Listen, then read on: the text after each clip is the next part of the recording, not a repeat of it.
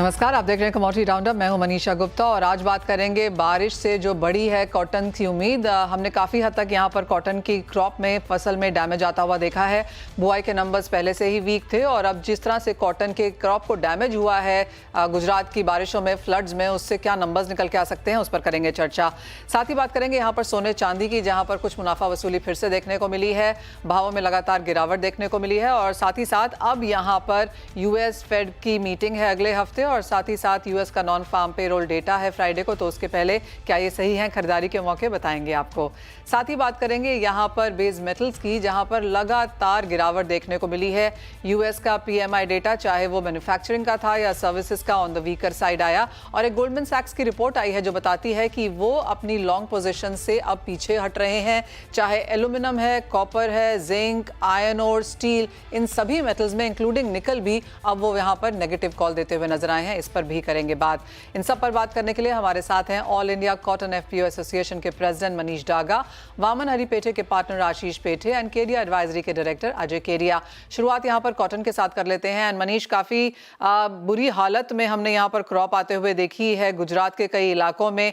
पाटन की एक तस्वीर ऑफकोर्स हम आपको यहाँ पर दिखाएंगे। जो नंबर्स की हम बातें यहाँ पर लगातार करते रहे हैं, एक तो बुआई कम हुई और उसके बाद अब जिस तरह का फसल का डैमेज है, क्या अभी भी कोई असेसमेंट है, क्योंकि अब पानी काफी हद तक खेतों में से निकलता हुआ नजर आया है, किस तरह की एक्सपेक्टेशंस एंड नंबर्स के साथ अब काम किया जा रहा है? मनीषा जी, ये साल जो हमने देखा है वो 200% बारिश ज्यादा कुछ एरियाज में हुई है। तो 4 से 5 दिनों में करीबन 20 से 30 इंच बारिश कुछ एरियाज में हुई है। और खास करके जो मोस्ट डैमेज एरियाज हमें जो गुजरात में हमारे अभी प्राइमरी असेसमेंट में आए हैं वो है सौराष्ट्र और कच्छ।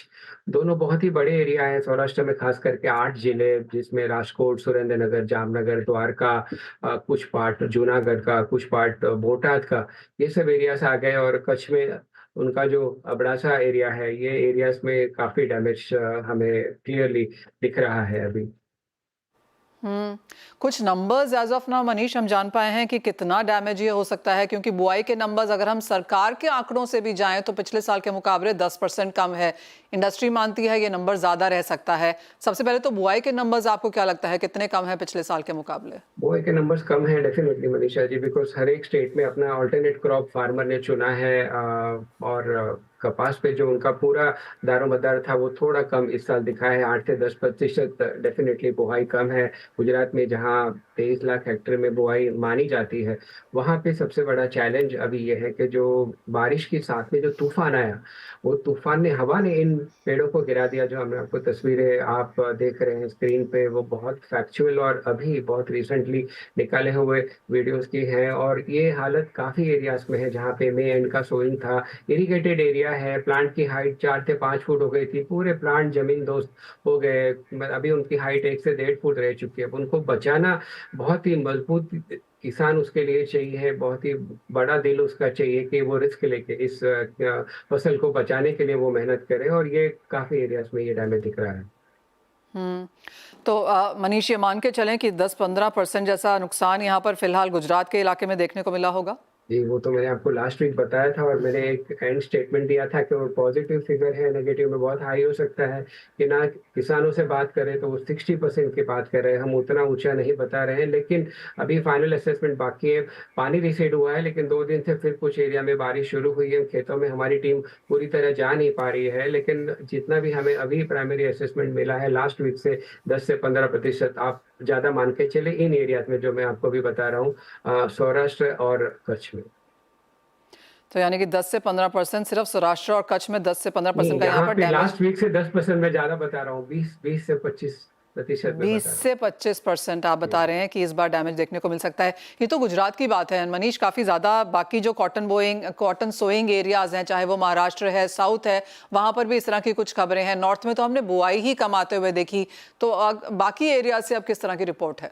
नहीं, 30% बारिश ज्यादा हुई है अगस्त में। हमें लास्ट 30 साल की बारिश में हमें हाईएस्ट रेनफॉल इस साल अगस्त में देखने मिला है। जो कॉटन में फ्लावरिंग पीरियड होता है, इस पीरियड में इतनी ज़्यादा बारिश सह नहीं पाता है कॉटन का झाड़, जो पेड़ जो है। और खास करके राजस्थान में हमने देखा 200% ज़्यादा बारिश हुई। पंजाब में तो सोइंग ही कम हुई। हरियाणा में भी कुछ डैमेजेस के रिपोर्ट है। और अभी जो लास्ट वीक में मैं विदर्भ और तेलंगाना के दौरे पे था, वहाँ भी हालत अच्छी नहीं। वहाँ उसके बाद चक्रवात आया, तो आंध्र में तूफानी बारिश हुई, उससे डैमेज हुआ है। तेलंगाना में तो आज भी बारिश के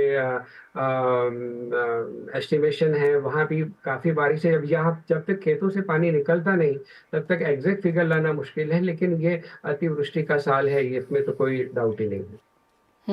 तो मनीष, खाली यहाँ पर अगर नंबर्स की एक सेंस लेने की कोशिश करें तो 20 से 25% आपने कहा कि कच्छ और सौराष्ट्र में यहाँ पर नुकसान शायद देखने को मिला होगा।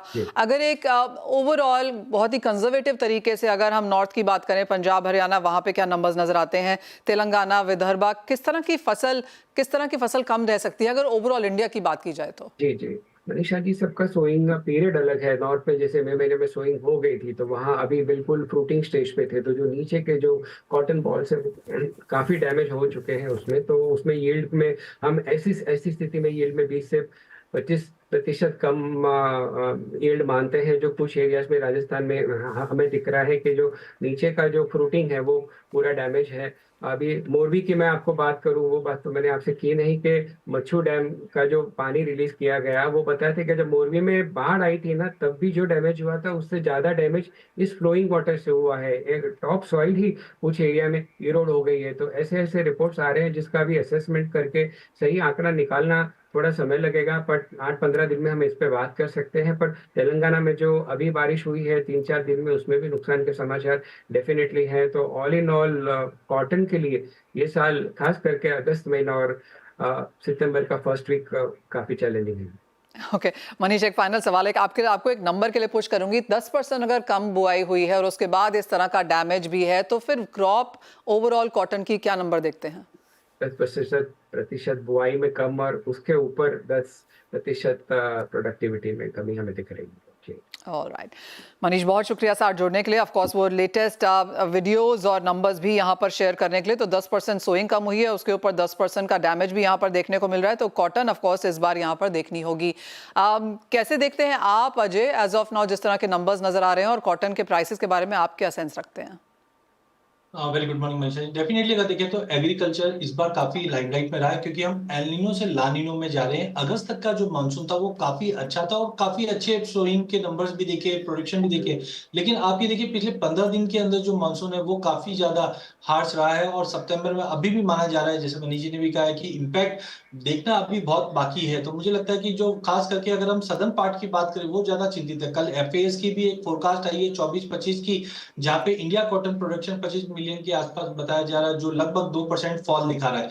वहीं इसके अलावा अगर ग्लोबल मार्केट में भी देखते हैं तो अटलांटिक, कैरेबियन, यहाँ पे भी वेदर डिस्टर्बेंस बना हुआ है, जिसके चलते हमें लगता है कि ग्लोबल मार्केट में इस बार कहीं ना कहीं सप्लाई साइड इशू रहेगा। लेकिन इसके काउंटर डिमांड भी काफी इंपॉर्टेंट, क्योंकि यूएस और चाइना के बीच में अभी भी तनाव है, जहां पे 400 कंपनीज को बैन कर दिया गया है। वहीं अगर हम बांग्लादेश की भी जो इशू है वो भी एक कंसर्न है, ग्लोबल स्लो डाउन है। इसकी वजह से भाव आज भी हम देख रहे हैं 70 सेंट के करीब ही ट्रेड कर रहा है। बट कुल मिला के मुझे लगता है जैसे जैसे डिमांड इंप्रूव होगी, रेट ऑफ इंटरेस्ट कम होगा, ये कहीं ना कहीं एक बड़ा ट्रिगर रहेगा कॉटन के लिए। जो मुझे लगता है कि एज ऑफ नाउ 68-67 जो हमने इंटरनेशनल में देखा वो एक बेस बन चुका है। और आगे साइड मुझे लगता है कि अगर हम अक्टूबर में थोड़े बहुत अराइवल प्रेशर रहेगा, लेकिन अक्टूबर नवंबर तक देखें तो आई थिंक प्राइजेस 77-76 तक इंटरनेशनल में, जबकि डोमेस्टिक मार्केट में फिर से प्राइजेस मुझे लगता है कि 61-62 की तरफ जाएगा, क्योंकि सप्लाई साइड कंसर्न्स रहेगा इस बार।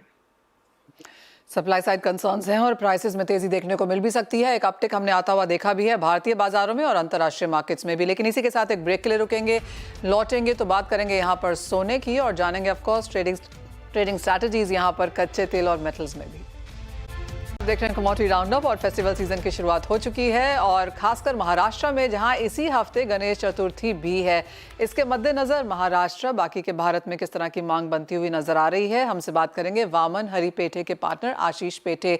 आशीष जी नमस्कार। और त्योहारों के बीच में हैं हम, और गणेश चतुर्थी महाराष्ट्र के लिए बहुत बड़ा फेस्टिवल है। किस तरह से हम यूजली देखते हैं इस समय पे सोने की और ज्वेलरी की खरीदारी, और इस बार क्या एक्सपेक्टेशन है? Good morning Manisha ji. महाराष्ट्र में गणपति से फेस्टिवल सीजन पूरा शुरू हो जाता है और जैसे कहते हैं इट्स बेल वेदर फॉर आने वाला सीजन कैसा जाएगा उसका साइन रहता है। पिछले 5-6 सालों से हम लोग देख रहे थे कि पहले जो 25-50 साल पहले गणपति में जो शॉपिंग होता था जोर शोर से वो पिछले 4-5 सालों में कम हो गया था। लेकिन इस बार I think the purchasing has come back in Ganpati. लोग जोर शोर से खरीदारी कर रहे हैं। आई थिंक ये प्राइस का इफेक्ट भी हो सकता है, लेकिन लोग गणपति के लिए गणेश का अलंकार ले रहे हैं, घर की जो लक्ष्मी होती है उसके लिए भी अलंकार ले रहे हैं। So the season has started really well, ऐसा मेरा मानना है। ओके आज 4-5 साल अच्छे नहीं गए जैसे आपने कहा, अगर उसकी एवरेज में इस साल का एक कंपैरिजन भी करें तो आपको क्या लगता है क्या परसेंटेज इंक्रीज देखने को मिलेगा आशीष जी?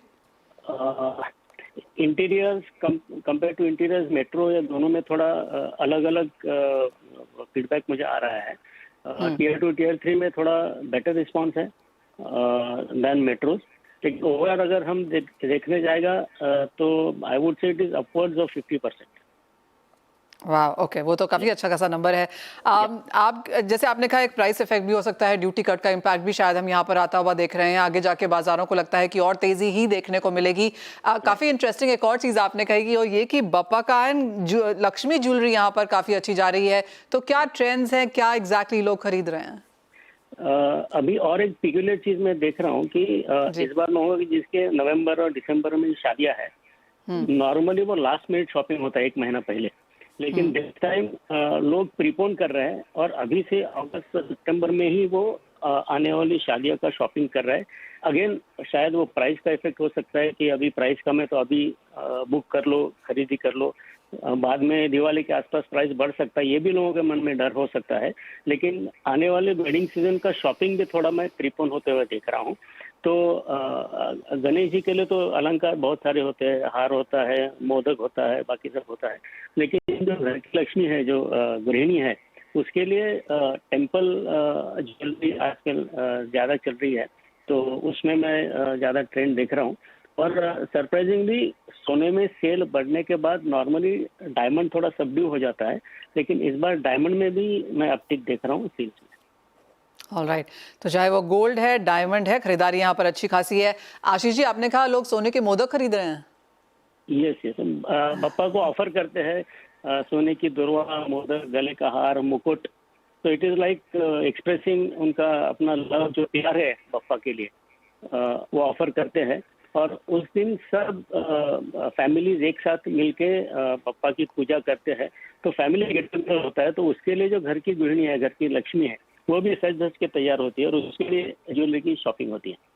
एब्सोल्युटली आशीष जी बहुत शुक्रिया साथ जुड़ने के लिए। तो क्लियरली अच्छी खासी खरीदारी यहाँ पर बनती हुई नजर आ रही है। और जैसे आशीष जी कह रहे थे कि पिछले 4-5 साल थोड़े स्लो थे, तो उनके मुकाबले एन एवरेज 50% ज्यादा खरीदारी इस बार देखने को मिली है। क्लियरली काफी नई नई चीजें खरीदी जा रही हैं। अजय जी आप महाराष्ट्र में हैं, हम भी महाराष्ट्र में हैं, सोने के मोदक खरीदेंगे क्या आप? देखिए इंडिया सोना बाय नहीं करती है, हम बोलते हैं इंडिया गोल्ड कंज्यूम करती है। और हमने देखा भी, अगर हम गोल्डमैन सैच्स की अभी रिपोर्ट देखी, वो भी गो फॉर गोल्ड बता रहे हैं। और हमारे यहाँ पे रीजन चाहिए हमें सोना बाय करने का, या हम बोल सकते हैं कंज्यूम करने का। तो डेफिनेटली जिस दिन से हमने ड्यूटी एडजस्टमेंट देखा था, वो एक बहुत ही बेहतरीन मौका था फिजिकल मार्केट में। उसी को देखते हुए आशीष जी ने बताया कि फिजिकल में एक चैलेंज बन चुकी है, क्योंकि जब भी सोने में तेजी आती है तभी लोगों का रुझान सोने में ज्यादा बढ़ता है, और वो हम देख भी रहे हैं। एब्सोल्युटली तो यहाँ से अब सोने के प्राइसेस कैसे लगते हैं? क्योंकि ऑफ कोर्स ये महीना थोड़ा सा चॉपी होने वाला है, नॉन फार्म पेरोल डेटा है, यूएस फेड की मीटिंग है, आगे जाके ऑफ कोर्स बहुत दूर नहीं है जब हम यूएस इलेक्शंस की बात भी रोजाना करने लगेंगे। कैसे देखते हैं आप फिर सोने के प्राइसेस को इस साल के अंत तक? देखिए मुझे लगता है कि सितंबर डेफिनेटली एक लैंडमार्क हम बोल सकते हैं मंथ रहेगा 2024 और 25 के लिए भी, क्योंकि इसमें 5-7 चीजें इंपॉर्टेंट है। पहला है, हम देख रहे हैं जियोपॉलिटिकल टेंशन अपनी चरम पे है। वहीं सबसे बड़ा लैंडमार्क डिसीजन रहेगा वो रेट कट का रहेगा। पिछले 1-1.5 साल से हम सुन रहे हैं कि रेट कट होगा, बट ये पहला मौका रहेगा। और हम अगर 2008 से कंपेयर करते हैं, तब हमने देखा था कि 2008 में भी जब रेट कट स्टार्ट हुआ था, तब सोना $650 से चलना चालू हुआ, और अप्रैल 2011 तक 1920 की रैली दिखाई है। और साथ में मुझे लगता है कि 2 दिन पहले जो गोल्डमैन सैच्स सेक्टर्स की रिपोर्ट आई, वहां पे भी हम देख रहे हैं कि गो फॉर गोल्ड और $2700 अगले साल के लिए बताया जा रहा है। तो मुझे लगता है एक तो जो गोल्ड में रिसेंट फॉल आया है ये फिजिकल डिमांड को भी इंप्रूव कर रही है, इन्वेस्टमेंट डिमांड को भी इंप्रूव कर रही है, और बाकी जो एनवायरमेंट है वो भी गोल्ड को सपोर्ट कर रहा है। नो डाउट अगस्त मंथ की बड़ी तेजी के बाद मार्केट थोड़ा सा कंसोलिडेट कर रहा है, तो मुझे लगता है कि अभी 1-2 दिन मार्केट 71,000 से 72,000 के रेंज में ही चलेगा। बट कुल मिला के मुझे लगता है कि 71-71-200 एक अच्छा मौका है लेने के लिए 70,500 के स्टॉप लॉस से। इमीडिएट टारगेट तो मुझे 72,200 तक ही लग रहा है, बट जैसे ही फेड की इंटरेस्ट रेट की क्लैरिटी मिलती है तो मुझे लगता है सोना वापस नया हाई लगाता हुआ दिखाई देगा ईयर एंड तक। एब्सोल्युटली, और हमने देखा भी है कि 2500 के लेवल्स के आसपास आके सोना काफी स्थिर है, नीचे जाता भी है लेकिन इमीडिएटली कोई भी जरा सा इवेंट होता है तो वापस सोना उन लेवल्स के ऊपर है। एक फाइनल सवाल अजय जी, और ये मेटल्स पे है, और पिछले एक हफ्ते की अगर बात की जाए तो 2 से 5% की गिरावट क्रॉस मेटल्स में देखने को मिली है, यहाँ पर क्या करने की राय देंगे? ये काफी सरप्राइजिंग है, बट ज्यादा सरप्राइज इसलिए भी नहीं है क्योंकि पिछले 7 महीने से हम देख रहे हैं कि चाइना में कुछ ना कुछ एक्टिविटी की जा रही है कि इकोनॉमी को बूस्ट करे, बट उसका कहीं पे भी असर प्राइसेस पे दिखा नहीं है। डॉलर में तेजी जो हमने पिछले 3 दिन में देखी है और चाइना में जो लास्ट मंथ से हमने देखा डेटा पॉइंट खराब है, उसकी वजह से ये गिरावट आई है। तो time being technically market oversold है, डिमांड भी नहीं है, जिसकी वजह से मार्केट में दबाव है, बट कॉपर ऑलरेडी हम देख रहे हैं 778 का सपोर्ट ले रहा है, तो करंट लेवल से शॉर्ट की सलाह नहीं है। थोड़ा अगर हम 780 के करीब ले, 776 का स्टॉप लॉस लगाए तो एक रिट्रेसमेंट मिल सकता है जो करीबन 790 तक का लेवल कॉपर में मिल सकता है। वहीं एल्यूमिनियम में हमने 2 दिन के अंदर काफी बड़ा फॉल देखा है, ये फॉल थोड़ा सा मुझे लगता है कि 255-256 तक का सपोर्ट मिलता है, वहां पे बाइंग के लिए देखें। और लास्ट अगर हम एल्यूमिनियम की बात करें तो एल्यूमिनियम में एक अच्छी खासी तेजी के बाद थोड़ी गिरावट है, 220 के नीचे मुझे लगता है 217 तक का वेट करना चाहिए। तो कुल मिला के बेस मेटल में थोड़ा सा वेट कीजिए, मार्केट में गिरावट जरूर है बट करंट लेवल से शॉर्ट की सलाह नहीं है। ऑलराइट, पॉइंट टेकन, बहुत शुक्रिया अजय। साथ जुड़ने के लिए तो करंट लेवल्स पे शॉर्ट नहीं करना चाहिए, लेकिन मार्केट थोड़े से चॉपी यहाँ पर ऑफ कोर्स जरूर रह सकते हैं जिस तरह का इवेंट एंड डेटा आगे स्लेटेड है। बहुत शुक्रिया साथ जुड़ने के लिए, और इसी के साथ एक ब्रेक का भी समय है, जब लौटेंगे तो बात यहाँ पर करेंगे इक्विटीज की।